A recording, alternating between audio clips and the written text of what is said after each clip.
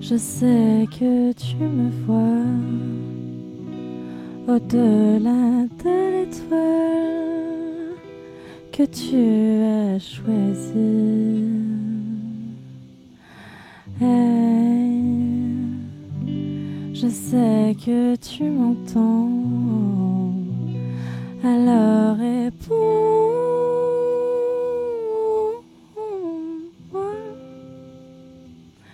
De ton nuage tu ressens quand tu me manques. Je sais que tu sais quand j'ai besoin de toi. Alors redescends parfois. À quoi tu penses de tout là-haut, dis-moi. Et je me demande ce que tu vois du ciel. Alors parle-moi parfois.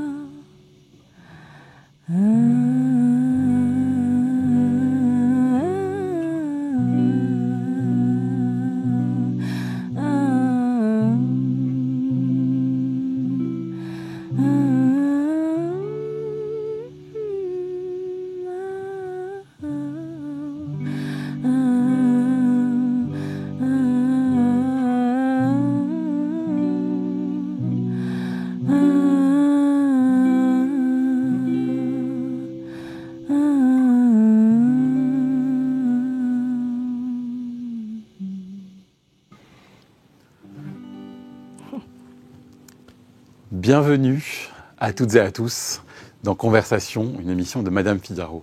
Mon invitée aujourd'hui, vous l'avez compris, vous l'avez deviné, est une musicienne, une jeune musicienne, issue d'une famille de musiciens. Bonjour. Bonjour, Billy Chedid. Comment allez-vous ? Ça va, merci beaucoup. Je commence par ma question rituelle. Ça fait quoi d'être vous en ce moment ? Ça fait quoi d'être Billy Chedid ? Ça fait plein de choses. Ça fait beaucoup de découvertes, on va dire. C'est surtout de la découverte de plein de choses, notamment de ce métier que je découvre à tatillon. Ouais, à tatillon. En doucement, c'est ça. Mm-hmm. En découvrant aussi la guitare, où j'ai joué un peu comme un pied, mais voilà, je découvre plein de choses. Ça fait longtemps que vous en jouez de la guitare ? Non, pas du tout. J'apprends, je prends des cours, je suis là toute seule, je me fais mal aux doigts et tout, mais ça va. J'apprends petit à petit. En vous écoutant, en vous regardant, je me demandais ce que vous aviez en tête en chantant. Est-ce que vous avez quelque chose, quelqu'un, Est-ce qu'il y a des choses comme ça qui se promènent dans votre tête pendant que vous chantez ? Je dirais que le vrai challenge que j'ai quand je chante, justement, quand il y a un peu de stress mêlé, là, j'étais genre, concentre-toi et tout, c'est justement d'arriver à...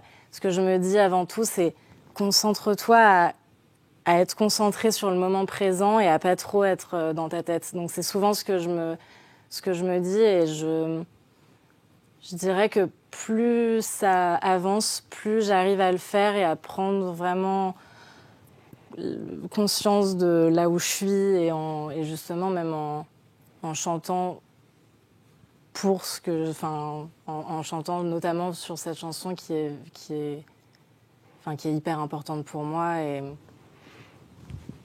pourquoi elle est importante pour vous ? Je l'ai écrite quand j'ai perdu quelqu'un de très important pour moi.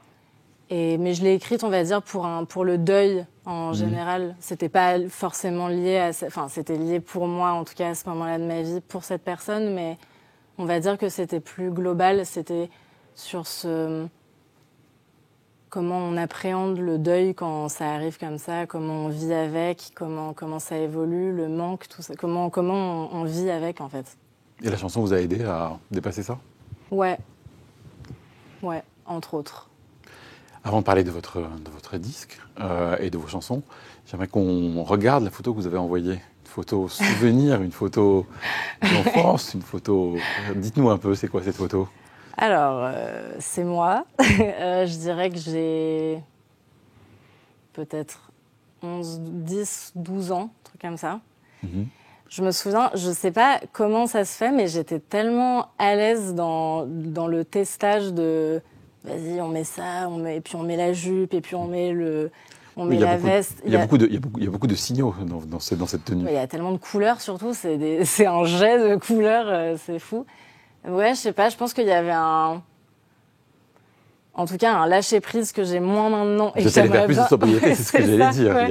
Et que j'aimerais bien retrouver à des moments, parce que c'est vrai qu'à cet âge-là, je me posais pas forcément toutes les questions qu'on peut se poser, même aujourd'hui. Vous vous restreignez ?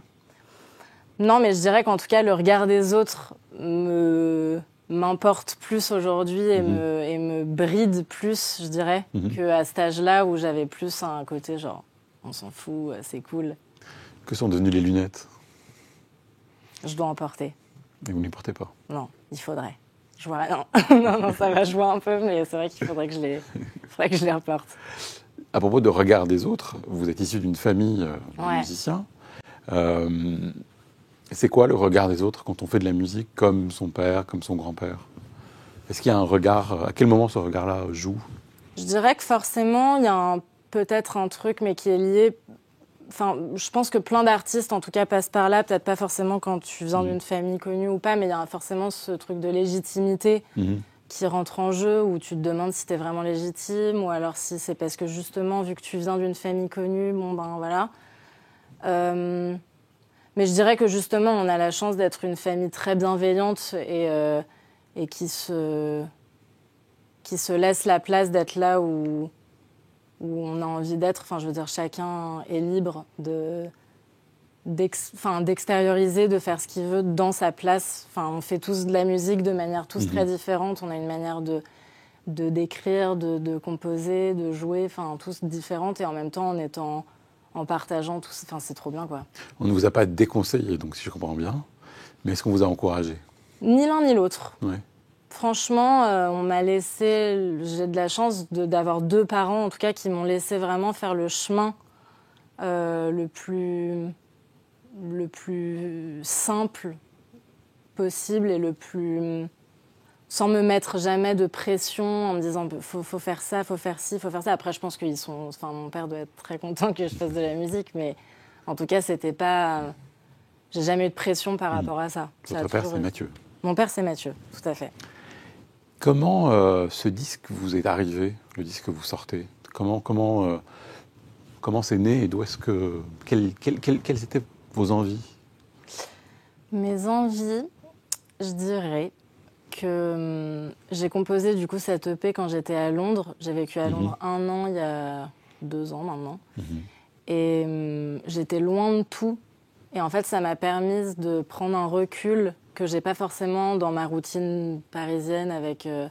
Enfin, je veux dire, la routine quoi, de vie où qui parfois, t'es tellement dedans que tu prends pas le temps justement de faire... Attends, c'est quoi la vie ? C'est quoi ? Ok, j'en suis là. Ok, j'ai fait ces rencontres. Ok, machin. Et en fait, le fait d'être justement loin de tout ça, ça m'a permis d'être libre de pouvoir écrire sur les sujets que j'avais envie d'écrire. Et c'est là où tout s'est débloqué, où je me suis dit, putain, j'ai envie de faire de la musique, en fait, c'est trop bien. Qu'est-ce que vous avez découvert à Londres ? À la fois sur Londres et sur vous-même, qu'est-ce que ça vous a... Déjà, Londres, pour la musique, franchement, c'est incroyable, parce que là-bas, c'est primordial, quoi. Il y a des concerts tout le temps, partout. Ils ont une approche plus légère, je dirais. Bon, après, je suis pas anglaise et tout, donc je me permets doucement de parler à leur place, mais ils ont une manière tellement chouette d'aborder la musique. J'ai l'impression que c'est moins pressurisant qu'en France, où d'un coup, faut sortir un truc, faut être connecté à machin pour que le truc écoute. En Angleterre, il y a un truc où tu vas jouer tes morceaux. Si tu vois que le public, ils aiment bien, peut-être qu'on va enregistrer. Mais, je sais pas, il y a un truc plus fluide, une approche plus détendue, ce qui m'a, en fait, moi, fait prendre conscience que c'est pas du stress, en fait. Tu fais de la musique si t'as besoin d'écrire quelque chose, si t'as besoin d'extérioriser un truc qui se passe en toi. Et je dirais qu'il y a un autre truc aussi, c'est la solitude. Ah oui ? Ouais. Vous étiez seule ? Ouais, j'étais Vous vous sentiez seule ? Je me suis sentie beaucoup seule, à des moments un peu en déprime quand même. Mais non, je me suis sentie seule et je pense que ça m'a fait du bien je suis partie... là, j'ai que 22 ans, mais à ce moment-là, j'avais... 20 ans ? Ouais, 20 ans. 19-20 ans. Et j'ai découvert vraiment ce que c'était être seule, je sais pas, tu te réveilles et t'es en mode, bon, ben, qu'est-ce que je vais faire? Vous étiez étudiante? Non, à ce moment-là, non, je prenais des cours d'anglais, ce qui m'a malheureusement, mais pas aidé, quoi. Ouais. Non, mais c'est une catastrophe. Vraiment, je suis pas du tout faite pour l'anglais, pour les langues, c'est une horreur. Donc non, voilà, mais c'était un voyage incroyable et qui m'a...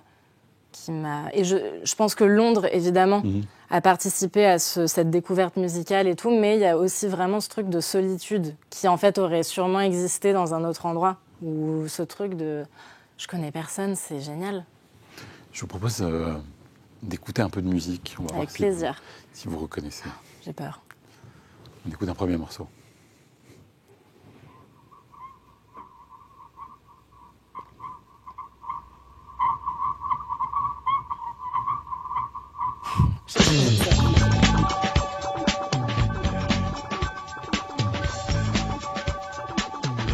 C'est les Talking Heads?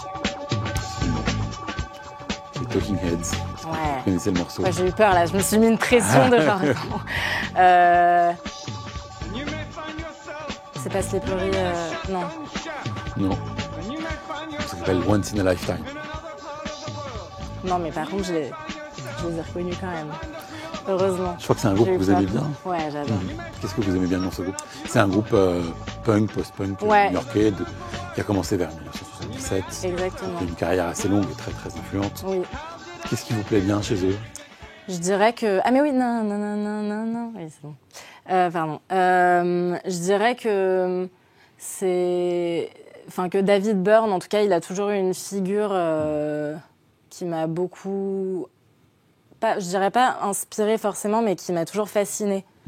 Où je trouve qu'il a une force d'interprétation, un truc dans le corps, un truc tellement... D'ailleurs, je pense pas que c'est forcément le cas, mais en tout cas, une espèce de légèreté, un truc où tout a l'air fluide, tout a l'air... tout en incarnant vraiment ce qu'il raconte. Et je trouve que c'est assez incroyable et fascinant. Et j'ai regardé donc Stop Making Sense 112 fois. Qui est un documentaire, enfin un concert filmé comme un documentaire. À chaque fois, je dis documentaire aussi. Date des milieux des années 80. Ouais, c'est ça. Exactement. Ça vous inspire une carrière comme celle-là? Le groupe, finalement, a existé très peu de temps, mais David Byrne a une carrière incroyable. Un peu comme votre père, votre grand-père. Complètement. C'est des choses que vous regardez, ça, la longévité? En tout cas, j'admire profondément les artistes qui arrivent à traverser les époques, les générations et qui arrivent à... Et je pense que c'est un truc de sincérité. C'est tellement sincère, tellement eux-mêmes qu'en fait, du coup, c'est la manière de perdurer dans le temps. Je dirais que c'est ce truc d'être toujours ancré et pas de chercher à plaire, justement. D'être dans un truc de... Et j'ai l'impression que David Byrne, justement, après, je le connais pas, mais j'ai l'impression qu'il a cette faculté de pas s'adapter au mode, au changement. Il y a une ligne directrice. Il y a une ligne directrice où, en fait, il est là, il est ancré, il sait ce qu'il veut, il sait ce qu'il aime, il sait ce qu'il veut défendre, ce qu'il a envie de raconter, ce qui le marque dans un... C'est l'anti-ringard, quoi. Je sais pas comment dire, c'est un truc vraiment, il est solide, quoi. Je vous fais écouter un autre morceau. Ouais, oh là là, ça me stresse. C'est plus les Talking Heads, c'est autre chose. Ok.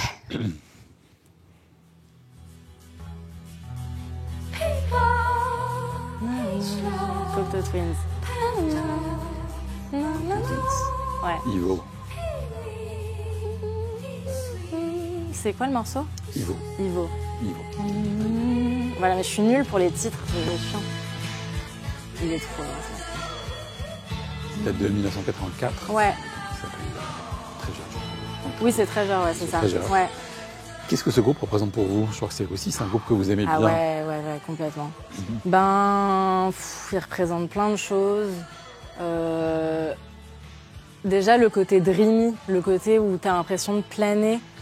Et il y a un truc aussi de la chanteuse Elizabeth Fraser qui est... Quoi donc? Je sais pas, il y a un truc qui, sincèrement, me bouleverse, quoi. Genre, c'est... Je trouve que sa voix, elle peut tout faire tout en étant dans un truc très léger. Et c'est jamais poussé, c'est jamais maniéré. J'ai l'impression que ça sort comme un voile un peu. Et Et d'ailleurs, j'avais lu un article qui disait, je crois que c'était une interview où elle disait, justement sur le morceau très connu, Cherry Colored Funk, où elle dit, voilà, c'est ça.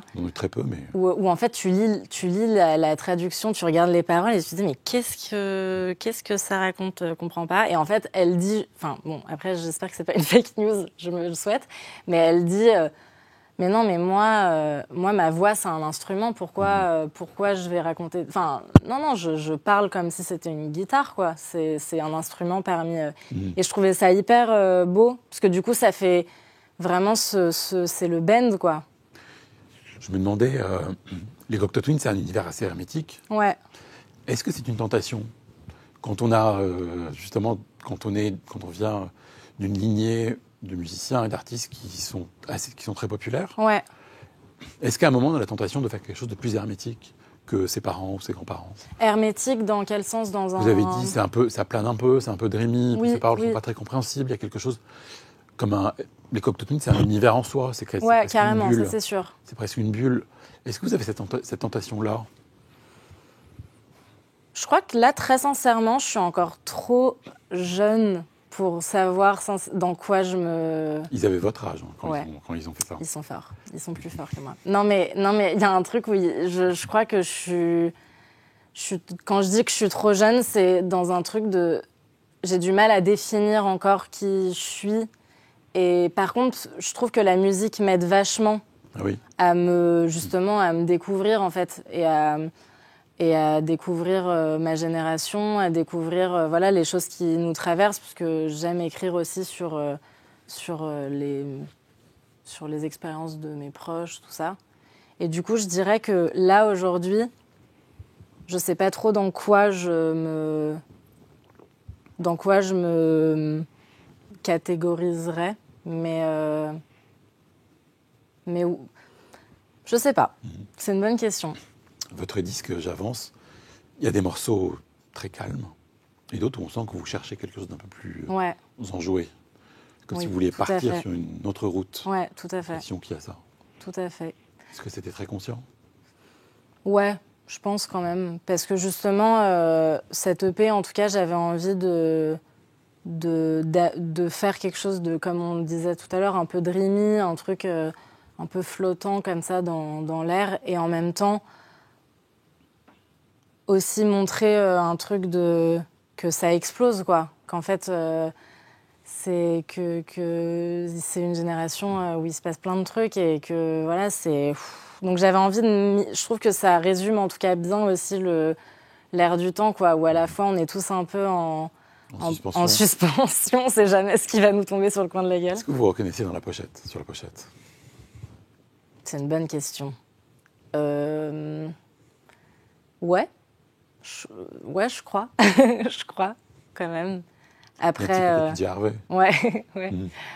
Après, c'est quand même un moi pimpé, quand même. Mais oui, je dirais que je me reconnais, quand même. Je vous propose de passer à la séquence des mots. On va voir des mots apparaître et vous réagissez. Le premier mot, c'est imaginaire. Comme l'ami imaginaire. Tout à fait. Qui est une de vos chansons. Ouais. Imaginaire, je dirais que ça évoque plein de choses. Pour moi, bizarrement, alors quand on dit imaginaire, ça m'évoque toujours ma petite voix dans ma tête. Et d'ailleurs, l'ami imaginaire, je le retranscris aussi un peu comme ça dans ma chanson, enfin, quand en tout cas j'en parle. C'est que je le vois comme une petite voix qui nous suit un peu en permanence et qui grandit avec nous. Et c'est vrai qu'à chaque fois qu'il y a ce mot imaginaire, ça me fait toujours penser à cette petite voix. Vous avez eu des amis imaginaires? Bah justement, oui, je le pense sincèrement. Ah oui. Mais si je suis tout à fait honnête, je ne m'en souviens pas. Vous en avez encore? Non, mais ma petite voix, toujours. Ah oui. Je reviens toujours à ça parce que vraiment, pour moi, c'est comme un ami imaginaire. Je communique, bon, je suis pas schizophrène, mais je communique quand même toujours avec cette petite voix qui te dit non, mais ça c'est bien, non, mais c'est pas bien, qui te rajoute du stress, qui t'en enlève, Donc pour moi, c'est mon ami imaginaire qui me suit depuis que je suis toute petite. La solitude, l'ami imaginaire. Je vous propose de voir le mot suivant. Manque. Qu'est-ce qui vous manque? Est-ce qu'il y a quelque chose qui vous manque? Ouais, plein de choses, je pense. Est-ce qu'on est vraiment rempli à 100% déjà dans notre vie? Je sais pas. Je pense qu'on a toujours un petit manque. En faisant ce disque, est-ce qu'il y a quelque chose qui vous manquait?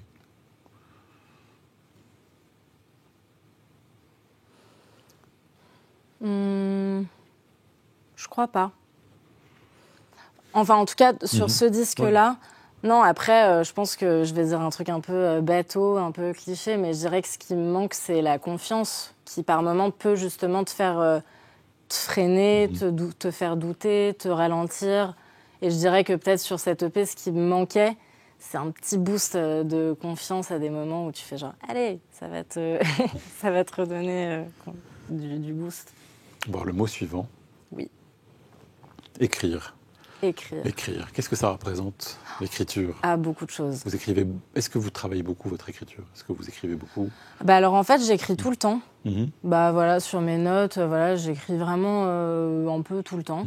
Après, écrire une chanson, je trouve que c'est encore autre chose parce que, enfin, pour moi en tout cas, j'écris pas de la même manière quand j'écris un peu frénétiquement, je sais pas, après une journée où voilà, où je sors plein de choses. Et quand j'écris une chanson, ça sort aussi, mais d'une manière différente. C'est-à-dire que déjà, on retravaille rarement les notes qu'on a écrites en étant un peu speed.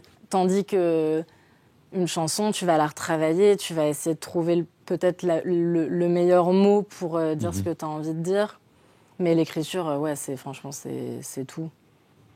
L'écriture, c'est tout. Ah ouais. Le prochain mot. De quoi avez-vous peur? Ah, mais de tout. Alors moi, c'est une catastrophe. Bon non, mais c'est une catastrophe. Vous êtes très peureuse? Ah, mais je suis peureuse. Mais de quoi? Mais de tout. Ah, mais j'ai peur de tout. C'est-à-dire que, je sais pas, déjà, je suis parano, donc je peux avoir peur, justement, du regard des autres. J'ai peur de tellement de trucs. J'ai la phobie du vomi.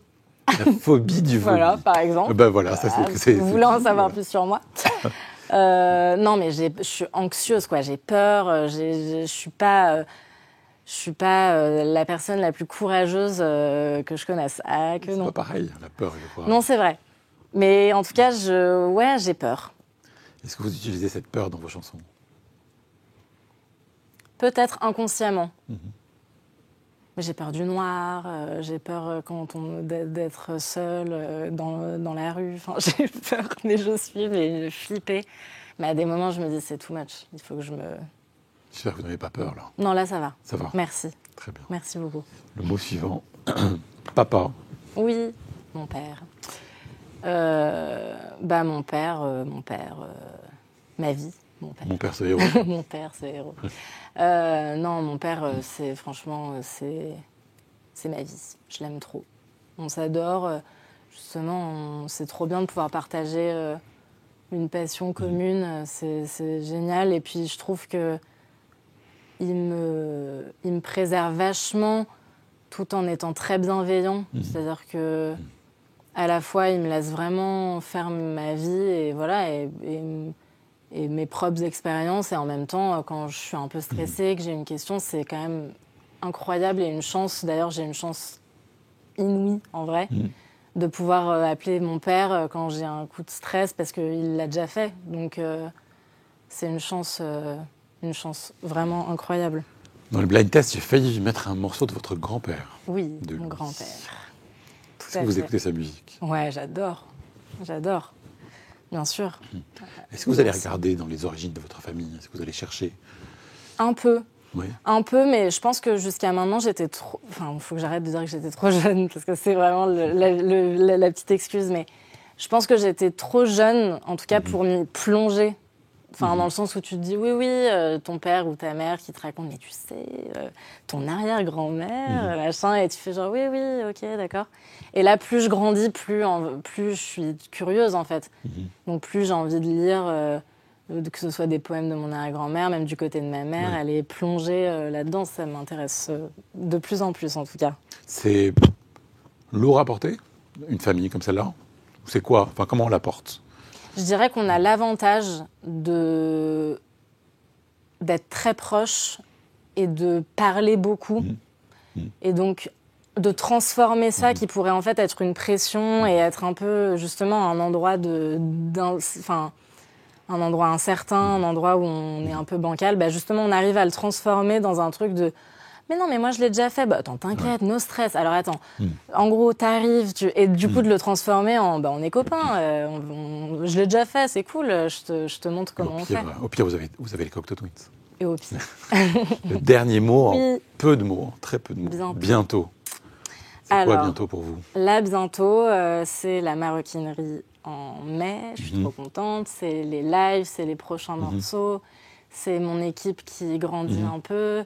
C'est mes copains qui rentrent aussi dans la boucle. Enfin, c'est trop bien. Franchement, le bientôt est très excitant. Je suis très contente. Très bien. Et avant de se quitter, on va regarder une vidéo, un message que quelqu'un a envoyé pour vous. Coucou Billy, j'espère que tu vas bien. Je te fais cette petite vidéo pour te dire que je suis trop contente de t'accompagner à la guitare sur scène. C'est un délire, tout ce qui nous arrive, c'est incroyable. Voilà, donc je te souhaite plein de bonnes choses pour la suite. Et puis j'espère être à tes côtés pour revivre tout ça en fait. Et voilà, ma question du jour c'est quel est le membre de Kids Return que tu préfères? Allez, bonne chance. Quelle connasse.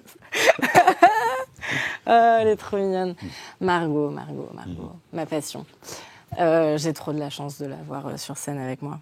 Oh, quel est le membre? Mais non, mais quel membre de Kids Return, c'est le couple avec lequel Mais c'est mes meilleurs copains. Je ne pourrais pas. Je ne pourrais pas les séparer. Alors moi, je vais poser une dernière question. Oui. Quel est le morceau que vous auriez envie de reprendre? Eh ben justement, j'y pensais l'autre fois. Et je me disais, justement, les Cocteau Twins, Cherry Colored Funk, ça me ferait bien marrer. Mais bon, il est quand même dur à chanter. Donc je me disais ça. Et après, j'aurais bien aimé reprendre un morceau, genre rien à voir. Je sais pas, justement, c'est marrant parce que justement, j'y pensais hier en me disant, si jamais on me demande, qu'est-ce que je dis? Donc là, si je dis spontanément, je dis Cocteau Twins, Cherry Colored Funk. Comme ça, je me barre pas dans tous les sens. Eh bien, on viendra vous voir jouer ce morceau. Oui, c'est ça. Merci d'avoir été avec nous. Merci à vous. Merci de nous avoir écoutés et à la semaine prochaine pour un autre épisode de Conversation.